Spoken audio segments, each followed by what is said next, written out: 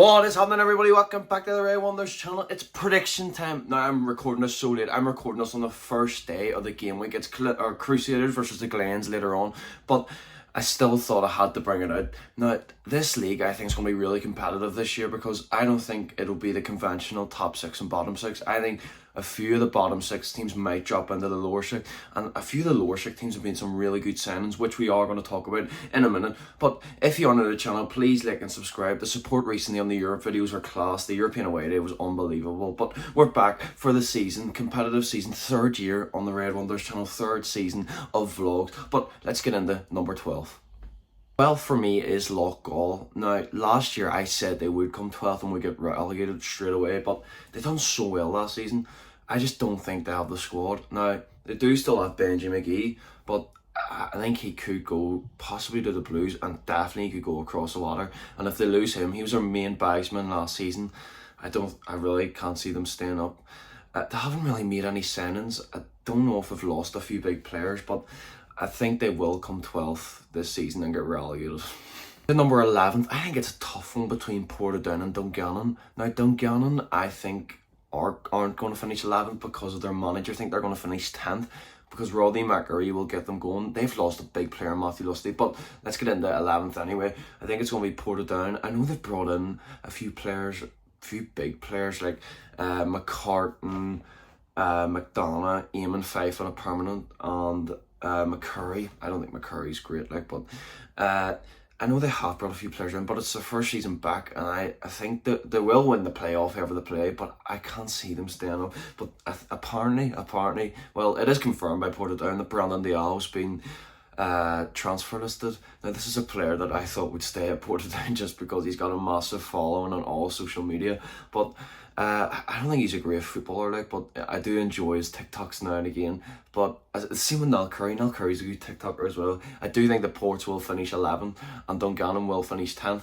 but I do think it's going to be a really tough season for Portadown.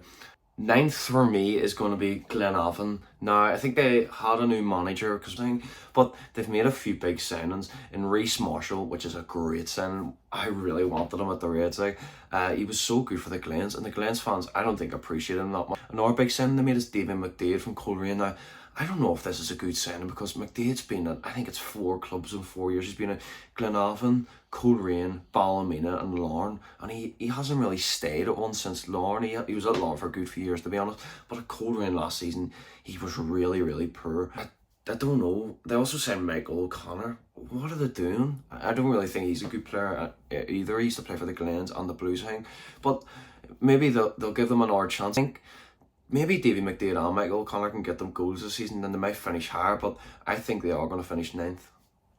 8th for me is Ballymena. Now, they have just went and raided Coleraine for players, which is alright because Coleraine went full-time and some of their players didn't want to go full-time, wanted to stay part-time, and they've got a few big players like Josh Carson, Aaron Jarvis and Stephen O'Donnell. They're Coleraine's club captain last season went to rivals Ballymena. I do think this is really all going to your rivals Ballymena, but their major signing was Ben Kennedy. I think that's a really good signing, and if he's on the money that people are saying he's on, that's an absolute joke. How's that sustainable? I'm not even going to say how much he's on, because we don't know, but people are speculating on Twitter. It's really high. Again, I really could see them finishing above 8, but I don't think Jim Irvin's that coach. The pool of players that they've signed this summer is really good and really positive for Ballymena since last year. They literally just about stayed up, scoring a last-minute winner against Institute. But I do think they will finish 8th. 7th for me might come to a surprise for a few people, but I'm going to put the Crews in 7th. Now, obviously, they have lost Baxter, and they did get beat in Europe, which so did the Reds and so did the Blues, and Larne did, but Larne won last night. But they should have won that game. That Welsh team weren't great at all. Taki Cadell's their new manager. Baxter had to manage him in Europe because he doesn't have his coaching budget, which is fair enough, but they've made a few good signings like Jordan Stewart. I hate Jordan Stewart. He always scores against us and he better not do it again this. He signed some boy called Harry Franklin and some boy called Jewett White. I'm probably not pronouncing that well, but they do. I think they're both forwards, and they'll probably be exciting for the Cruise because the Cruise have had the same attack for about 20 years, and they did lose Heatley, of course, who went to Carrick. Cruise haven't lost that many good players.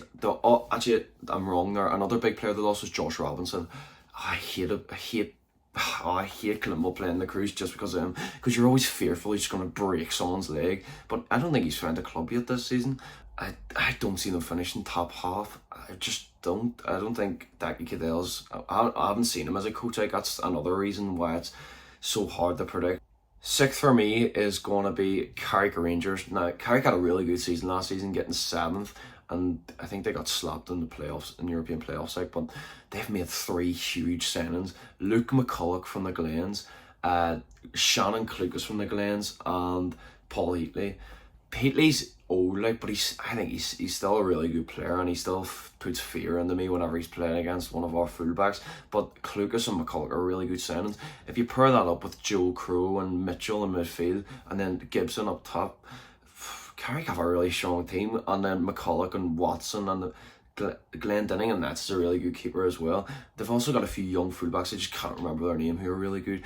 Now, I really do like Stuart King as a coach. I know he's a bit mad on the sidelines, but his tactics seem to work really well, and nobody likes going to Taylor's Avenue. It's such a hard place to go to and win. I think the Carrick are going to have a really, really good season this season. The players have brought in, the players that they've already got, I think it's going to be really exciting for Carrick fans. Not that there is many, but I do think they will finish 6th, and definitely they really do have a chance of getting Europe.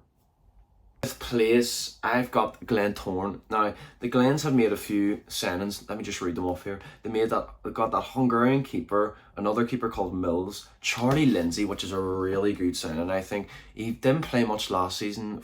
They got him on loan from January because he had a really bad injury. They also signed a boy called Wassim. He's a forward from Algeria, and Dylan Connolly from, I think he used to play for Bose.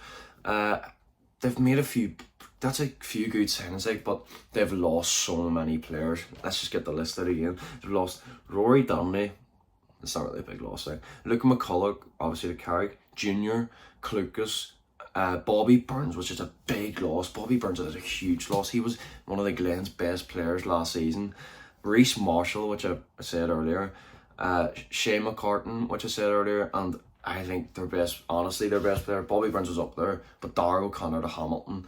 He had a really good season last season, and I don't think many people realised that whenever he left. He's going to be a big miss in the wings for the Glens, and I think Junior's a really big miss as well, because I know he didn't score much, but I really liked him as a player. I really did, mainly because the only time I watched him, he just scored against us, like that Panenka penalty in the European playoffs still gives me nightmare. Made Declan Devine permanent as their new manager, which I didn't see coming. I thought they would have went for Paddy McLaughlin, who's Declan Devine is I don't know, it's going to be a really interesting season for the Glens. Obviously they're blending in against the Cruise. I don't know which way that game's going to go. I think it's really 2 poor teams, but I do think the Glens will finish 5th. And I can see it being another ropey season like last season, where the Glens fans just turn on the board and the manager. In the 4th place, I've got Coleraine. Now, obviously Coleraine, as I said earlier, have gone full time, and they did bring in Dean Shields as their manager. I don't know what to think about that, to be honest, because I remember earlier last season, he was wanted by, like, was it St Mirren whenever they lost their manager?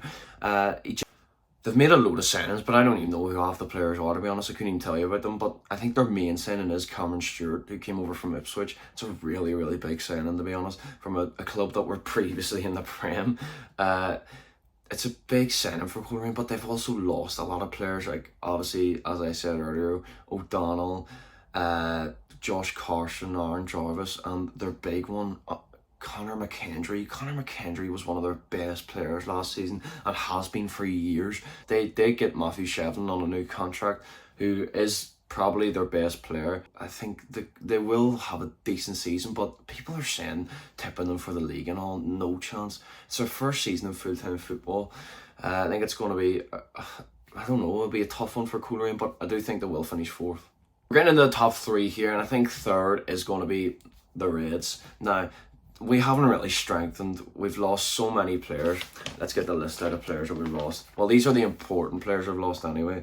Ronan Hale, who's doing unbelievable. Ross County, by the way, loads of goals in pre-season. Same with Ben Wilson as well. He got a good load of goals for Erdronians. Yes, that's how you said. Luke Kenny, he was starting for St Mirren the other day in pre-season. Sam Ashford.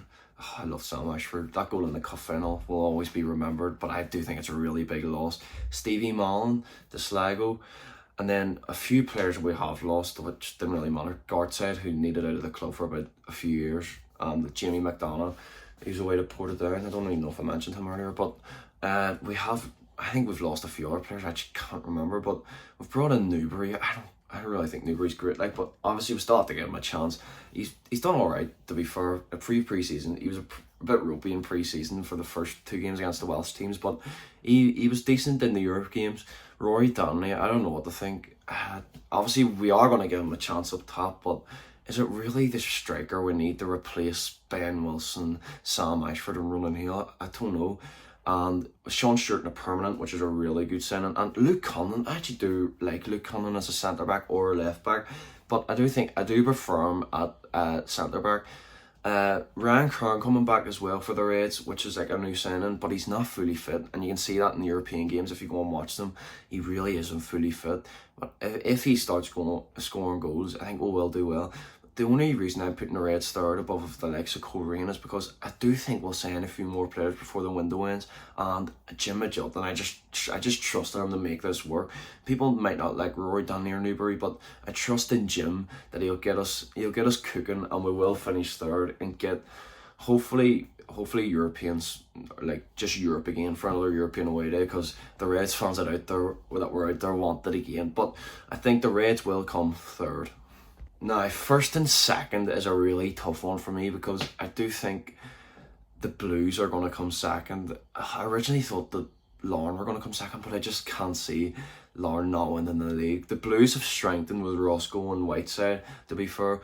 Whiteside from Ballymena, and Roscoe used to play for the Blues in defence. But the Blues just have this really strong attack, and they've had it for a few years, of players like Joel Cooper and Chris McKee and Fitzpatrick, who I thought was going to do really well last season, but he wasn't great at all. I think it's going to be a really tough title race this season between the Blues and Larne, like it was last season. See, whenever the Blues lose a game, even lose one game, their fans turn on David Healy like it's nothing, saying, oh, we need more players, the board haven't backed us. They do it every single time, and it's so annoying, because David Healy's done so much for that club, and the amount of times Linfield fans want their manager sacked if they lose 1, 2, 3 or 4 games. It's shocking, but they are players, but I think Roscoe and Whiteside are good additions to the defence, and they will finish second, but it's going to be close. It's going to be close. It's going to be the Irish League champions for a 3rd year in a row. It's going to be Larne. Now, as I said earlier, Larne won last night in Europe, and if they do go far in Europe, my prediction could change, because their squad's going to be so tired. But they've made a few big signings, like Oisin Devlin, obviously signing in January, but he's coming into Larne now. Conor McKendry as well, as I mentioned earlier, from Coleraine, which he used to play for Larne, but I don't know if that's a good signing, to be honest, because I don't know if he'll start. Apparently Bonus is meant to leave to go to the Netherlands, go to the 2nd division of the Netherlands, but it hasn't even happened yet. I just seen it on Belfast Telegraph. Stephen Beacom done an article about it, and this guy, Barris Antelope, Jesus, what a tube. We played him in pre-season, if you want to go and watch that vlog, in the Charity Shield, I think it was. Fuck me, he 2-footed Rory Hale, and Rory Hale's now out for months. And it's a pre-season game, like 2-footed, what's he at? And then Lusty, which is a big, he scored last night for Larne. Lusty's a really, really good addition to add in that Larne team, and I think he should start over Conor McKendry, to be honest. Yes, he was so good for Dungannon last season, and I do think he'll do really well for Larne this season. I just can't, their team is so good, and I think they might lose Micheál Glynn. I think he might be going to the Glens or the Reds. I think he'll probably go to the Glens. And Paul O'Neill's tipped to leave as well, because they've got so many attacking players that he just isn't going to play. But their defence is so good. I think they have probably one of the best keepers in the league in Ferguson, and their midfield. I heard Leroy Miller and Sean Want got injured a few weeks ago in their European game. I don't know if they'll be back for the start of the season, but obviously they're not playing in the first week of the season, which I think is a joke. Why can't they just play on the Sunday like the Reds? Because the Blues had to do it a few years ago whenever they were in Europe, and they were pushing on. They had to play their games on the Sundays, but it's Larne. They don't play any other time than a Friday night. it's a joke, but I do think they'll win the league. And let's get into the Irish Cup prediction. Before we get into the Irish Cup, we'll do the League Cup and the Shield. Now, the Shield, Larne have won 4 times in a row. I do hope I think the Reds will win it, because see, last year we got put out in the second round, I think it was, against Carrick.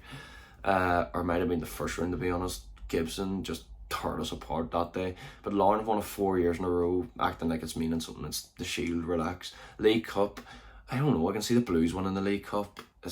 These two are, it's a really tough one to predict, because anything can happen. But the Irish Cup, obviously, you know, the Reds won it last year, and I think this is our only really good chance of getting Europe. Just definitely like last season, just getting Europe straight away. No playoffs, and I do think Jim can do it, and we're gonna do it again. The Reds will be the Irish Cup winners next season. It's such a weird thing to say that we won the Irish Cup, because we haven't done it for 45 years, as you probably know. But this is my predictions over. Larne will win the league, the Reds will win the Irish Cup, the Blues will win the League Cup, and the Reds will win the Shield. If you're new to the channel, please like and subscribe. Stay tuned for the Ports game on, probably it'll be out on Monday. But if you're new to the channel, please like and subscribe, and I'll see you later.